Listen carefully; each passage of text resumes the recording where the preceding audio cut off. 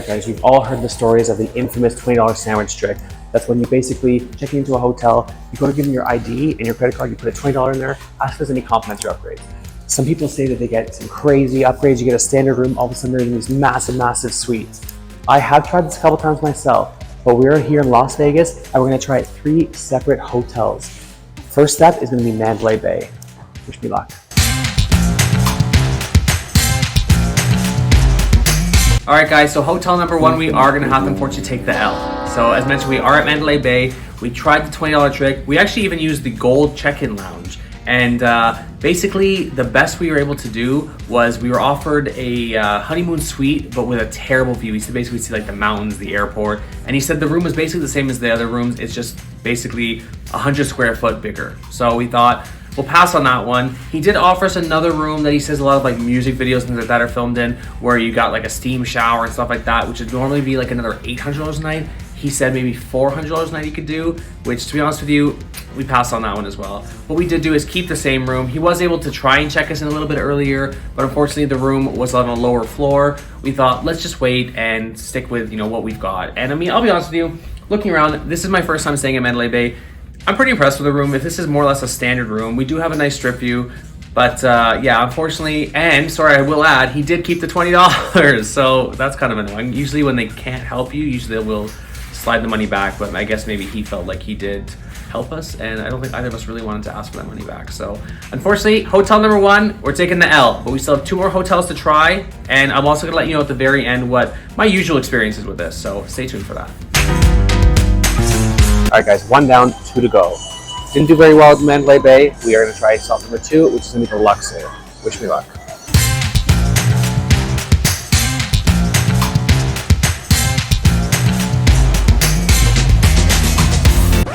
You guys, so I wanted to say that Hotel 2 was a success. So, the person who checked us in was honestly the best. She was super nice, super friendly, seemed to want to go above and beyond to try and like get us something. And she really sold it that we got something. And I gotta be honest, I don't really know exactly what we booked, but they did give us a tower, 2 queen room. We've got a view of the pool, which, okay, but it's got this like decal on it so you can't actually see the pool. That said, once we got into the room, it's just, I honestly want to burn the clothes that I'm wearing right now. Like, there's just this mirror across the wall that just goes that way. Like someone went, wah! Cody's convinced that someone like threw up and it just like sprayed that way. Fortunately for us, we had a couple cleaning people outside, so we thought, let's bring them in and take a look at it. She tried to clean it off, it wouldn't come off, and then she basically said, sorry, and then just left. So, I don't even know what to say right now. Is this an upgrade? Did it work? Did the $20 trick actually work here? At first I thought yes, but the more I'm in here, I don't know, is this just how the Luxor is? Is this just the Luxor? Is this what you know, that when you're booking it, you need to expect that you're gonna get like stains on the wall and pubes in the bathtub? I don't know. I've never stayed here before, and thankfully, full disclosure, we're not staying here. Our friends are actually staying here. We booked the room for them. Thankfully, we're not actually staying in the pyramid. We're in the tower suite, because if I was in the pyramid, I probably would just jump down because this room is that bad. It is a terrible room. I don't know. I've heard that the Luxor's cursed, and you know what it is? Like, I actually thought that, like, coming in here that, we were gonna prove them wrong. We're gonna come in here and then we were gonna have like a good room and things were gonna be good. And like, honestly, I came in here and it was like, no, confirmed. The Luxor is not very nice. So, I don't know. I don't know if I count this as like a success story or not. Like, so far, number 1, Mandalay Bay. Luxor, I thought we were getting somewhere, but honestly, double, because I don't know what the hell that is on the wall right now. I guess we gotta stay tuned for hotel number 3, because I don't even know what I would consider, if I would count this as a win or not. Probably not.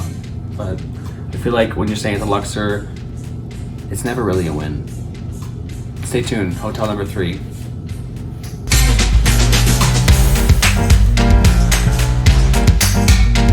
Alright guys, hotel number 3, Paris, Las Vegas. Unfortunately, we are gonna have to take the L on this one as well. So this is the room that we actually did book. This is a standard king room with the Bellagio. Well, I guess they call it a Eiffel Tower view, but it's basically a Bellagio view because you can see the pool, you can see the Bellagio fountains. But this is what we already booked, and this is a comped room. I will add to that. This is comped, but we were hoping by doing the $20 trick that we would be able to get something. I had the money in my credit card and ID. We asked any complimentary upgrades. Basically, what she said was we could change to a petite suite, which would be facing the other direction, but we'd have to pay, I think, $25 a night. And quite honestly, yeah, I'm a little bit disappointed with the room. It's pretty small, but it looks clean enough. We can still see, we got a great view, which I'm happy with. So what are you gonna do? So all in all, we got what, sort of one win and 2 losses. That said, I do have some experience with a $20 trick from my time in Vegas, which I will get to shortly. All right, guys, I got Vicky here to help me go over this one with you guys. So I promised you guys while in Vegas that I was going to go over a few more things about this $20 trick, sandwich trick, whatever you guys want to call it. And unfortunately, the time got away from me and I never got to finish the video there. So I am back home, unfortunately, in fabulous Toronto, not quite Las Vegas, but I did want to sort of close that video up and give you guys a little bit more information and context about the $20 sandwich trick, whatever you guys want to call it. I'm really, really gutted that none of them really worked out. I mean, some might argue that the Luxor one did. I would argue that probably that it didn't, but some might argue that it did work. My experience from what we did get though, we didn't have much luck overall. I mean, Mandalay Bay, we struck out. Luxor, like I said, it could be argued that we did okay. Paris was nothing. So I wanted to give you guys a little bit more background, a little bit more experience of, what I've encountered when doing the $20 trick in the past. Basically, this is something that I've been attempting for, pretty much every Vegas trip after a certain year, a certain time point when I've learned about this trick. And it's something I would try every time. There's a few things that I find work for me, and there's a few things that I find definitely do not. So I would say, starting off, you need to obviously, in the back of your mind, have a bit of an idea of what you're looking for with this upgrade. Are you looking for a higher floor, a better view, a bigger room, etc.? Those are going to be some of the, I guess, the first kind of initial things you need to think about, because they're going to probably ask you what you're looking for, what you want. Sometimes the best they can offer you is just maybe a better, if they can offer you an upgrade, maybe it's just going to be like a cheaper price for it or something like that. So again, be prepared in the back of your head what you're looking for, and have in mind what you're willing to spend, because sometimes it's not going to be free. Sometimes they'll say, oh, okay, we can give you an upgrade, but it's going to cost you an extra 20 a night or whatever the case may be. So keep that in the back of your mind. I have found more success when I have booked directly with the hotel. You're not going to have as much luck if you are, for example, booking a package with, say, Expedia or iTravel or one of those sites, because a lot of the hotel's attitude tends to be, well, anything that you want to do or change or whatever, you need to take up with them. So you are going to have more success. Sorry, the dogs are. You want to sit with me? Okay, he's going to join me, I think, for a little bit of this, because otherwise he's going to drive me nuts. Are you going to behave yourself? Are you going to behave yourself? Okay. All right, so I would say that's one of my recommendations. Even just as early on as booking, I would say try and book with the hotel directly. Like if you've got comps with MGM or Caesars or something like that, try and book directly with them, and book your flights separate. Now bear in mind, this can result in a higher cost. It just honestly depends. It's the flights and hotel prices and that, they fluctuate so much, and I'm sure you guys are very well aware of that. I've booked vacation packages with like iTravel, Expedia, and tried to compare it to like booking flights and hotels separate, and like I said, sometimes you win, sometimes you lose. So that will be my first recommendation, is to try and book directly with the hotel. Second step, know what kind of an upgrade you're looking for, and sort of be realistic. I mean, they're not going to give you the presidential suite because you gave them $20 sort of thing. I mean, hey, they might, you never know, but be realistic in your expectations. The next step I would say is when you're actually there as well, scope out the people at the front desk. I have found that the person you actually speak to definitely makes all the difference. Look for the person who's smiling and maybe laughing with some of the other guests. the person who seems like they're actually, you know, in a pretty good mood and, you know, actually may want to help you out. Maybe they're more willing to bend the rules. Maybe they're willing to sort of play the game a little bit better, and they will sort of give you those upgrades. If you checked my video at the Mirage where we stayed last year, we had a younger guy. I would say he's probably in his 30s, 40s, who gave us a crazy upgrade for $20. We had a standard room with I think we had a volcano view. I'm pretty sure we had a volcano view, and did the $20 trick. And you should see the room we got. So make sure you check out that video. We ended up getting a crazy big suite. It was awesome. Another thing I would say is give them a reason to say yes. Give them a reason to want to help you out, to do something nice for you. So for example, you know, you're sliding your ID, you're sliding your credit card, you got your 20 or whatever denomination in there, you slide it over, just say, you know, we're here for my birthday. We're here celebrating my friend's birthday. We are here celebrating our anniversary. This is my friend's first time in Vegas. Some kind of a reason to make the person say yes, some kind of a reason to make them want to help you out. I have found more success when I've definitely given them a reason, because otherwise they think, well, why am I giving you an upgrade? If you sort of explain to them, like, you know, it's my birthday, we're here to celebrate my birthday, we're here, it's this person's first time in Vegas, I really want to have a great trip and experience, you know, just a good time and everything.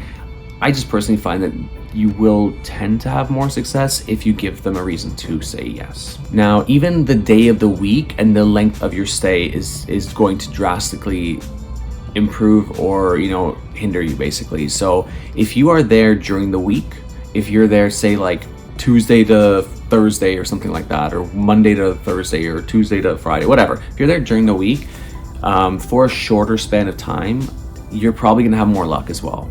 There'll be more rooms available, because typically in Vegas, the weekends is when it gets a lot busier. That said, they obviously are still busy during the week when they have certain conventions. So that's the other thing. If there's a convention in town or something and it's a busy time, you're probably not gonna get too much. But if you're there at maybe a slower time of the year, if you're there not during a weekend, you're probably gonna have more success. And if you're there for a shorter span of time, like 3 nights, for example, is probably your best bet. If you're gonna be there on a weekend, or you're gonna be there for an extended amount of time, like 5 nights, 7 nights, whatever, you're probably not gonna get too much, because they're probably gonna wanna hold those rooms for maybe their higher rollers or people that have actually, you know, booked and paid for that room. So your best bet is really to do this during the week for a short span of time. Like Cody and I have actually found pretty successful, you know, times doing it when we split our stay. For example, last year we stayed 3 nights at the Mirage and 3 nights at Bellagio. We were at Bellagio for a weekend.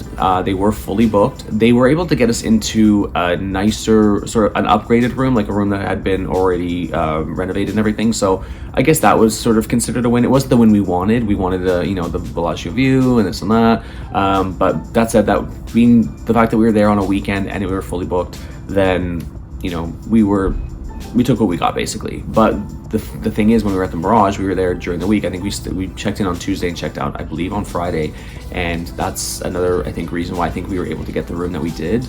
Again, go check out that video, because that room was really, really cool. I also find that the hotel itself is gonna change whether or not you get an upgrade or not. I have found more success for sure with MGM properties. For example, you know, while Mirage was still part of MGM last year, we had a really awesome success rate. We had a somewhat okay success rate with the Bellagio.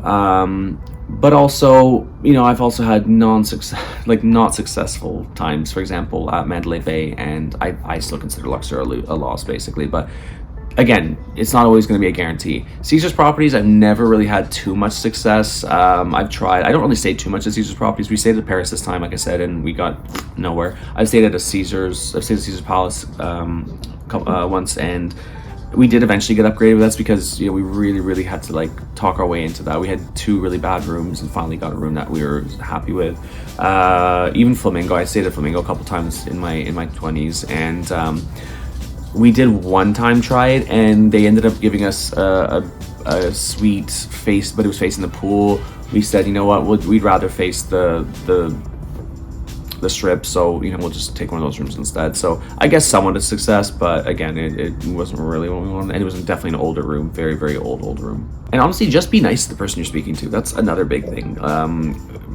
my friend and I, we stayed at Treasure Island a few years back, and again, like, I was really pleasant with them. I mentioned it was my friend's first time in Vegas because it actually was her first time in Vegas. I mentioned, we really want to have a great trip. We were there for 7 nights. We booked directly with the hotel, and they gave us a bottle of sparkling wine to the room. They did give us a better view, a strip view that was actually a really great view. Again, just from being nice. Yeah, we did obviously do the $20 trick as well, but yeah, it was just from being pleasant, just being nice, giving them a reason to say yes. The other thing is denominations. Now, some people say that $20 is not enough anymore.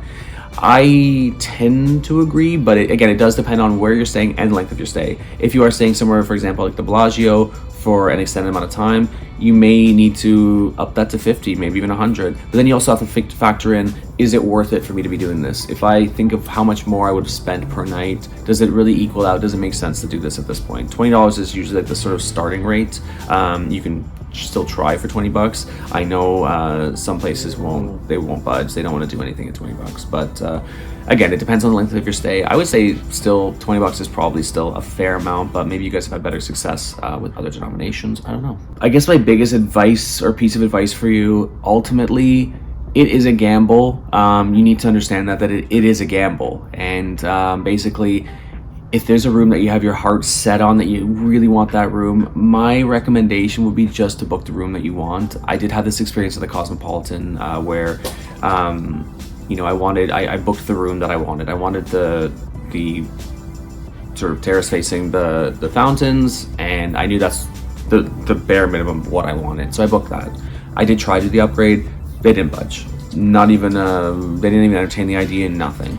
So that ultimately is what I will recommend. If there's something that you really, really want, and it's non-negotiable, then I will say it might be best to just try. Maybe even call the hotel before you go and just see if there's anything they can do. Again, try and give them a reason to say yes. I've never done it that way, but you can try. It doesn't hurt. Just to maybe give them a call beforehand and say, look, we're coming for our anniversary or whatever, we booked this such a room. If we wanted to upgrade this to this room, is there anything you guys can do? They might be able to do something for you, but again, ultimately, I will say book the room that you want. Now, anecdotally, on a side note, I have had some upgrades based on problems I've had in my room. So many years ago, we stayed at the Cosmopolitan, and we just booked it's one of their standard rooms. Well, I guess it was one of their nicer rooms because we did have the balcony facing the Bellagio, so it was still one of their nice rooms. And all night, our first night, the room was just like infested with moths, and these moths were huge. And I was just like, left, right, and center, waking up, and I could hear them, like killing them all night. And we did mention something to the front desk. We complained about the fact that the room was, because it wouldn't stop. I don't know how many, I lost count of how many I killed. And I mean, it's understandable. You got a balcony, people probably leave the door open, get some fresh air in there, and the moths come in and they live in the curtains or whatever. So it was a big problem. They ended up moving us out of that room, giving us one of those rooms with like the wraparound terrace. We had 2 bathrooms, a full-on kitchen. It was a gorgeous, gorgeous room. And again, we were pleasant, and we weren't nasty, we weren't mean, we didn't yell at anybody. We just said, look, anything we can do here, it's not really nice, having all these moths in there. Another time at the Cosmopolitan, actually, again, we had a regular room, and our room was not cleaned properly. Like, there was remnants on the toilet, I will say, and we ended up getting an upgrade because of that as well. And that said, don't go into a room looking for something to complain about, and don't make a mess or something to complain about, because that's not nice either. But just know that if there's something that's not up to par, and I have noticed that lately in Vegas, that I mean, like I said, when we were in Paris, if you've seen my Paris review video, we had problems with hairs in the bathroom. We had certain things around that just were like questionable. Even in the Luxor, when I checked my friends into the Luxor, there was vomit or something up the wall, and pubic hair in the toilet, or sorry, in the bath, and we moved them out of that room. The second room was okay. They ended up moving anyway after that, but anyway, the second room was okay. But if you generally have a problem with your room, do not be afraid to call down. Again, don't kick off, don't be nasty and yelling and screaming. Just talk to them calmly, talk to them nicely, explain the situation, and more likely than not, they will do something for you. Even if it is just setting something up to give the room a nice, better clean, that's sometimes enough. So just don't be afraid to ask about that. But all in all, I guess this is probably like my experiences that I can think of, at least at this moment. I don't think I've had many other ones, but for the most part, that has been my experience. I mean, upgrades I've received is typically higher floor, better view, in some cases a much better room. Like I mentioned at the Mirage last year, that room was phenomenal. So, you know, for 20 bucks, typically you will get that money back if they are not willing to do something for you. They'll usually slide it back or something like that. They'll try to do something for you for the most part, but otherwise they will usually get the money back. They didn't at Mandalay Bay, which I thought was extremely tacky, and yeah, I was kind of disappointed in that, but he kept the money in the end, even though he did try to do a couple things for us, but it was nothing that was really all that great. So we're just like, now let's keep the room we've got. But yeah, that's been my experience. Let me know what your experience has been though, because I know this is a hot topic that a lot of people have tried in the past. Some people I think are a little bit hesitant and a little bit nervous to try it, but let me know below. What experience have you got? What denomination do you guys use? What reasons do you give to say yes? What hotels have you tried this at? And basically, like, you know, what room did you book? What did you end up with? Things like that. Let me know in the comments below. It helps other travelers out as well, just to see, you know, places that they maybe will help them out. What are some of your sort of hacks and things like that you are able to get these upgrades as well? Like, you know, what reasons do you give them, and you know, what things do you say, how do you act, etc. Let me know below. As I said, it helps other travelers out as well. It also helps with the algorithm, helps spread this video throughout YouTube. If you like this video, please consider liking, subscribing, and once again, this has been Neil Spotlight, and we'll see you in the next one. Viva Las Vegas. Bye.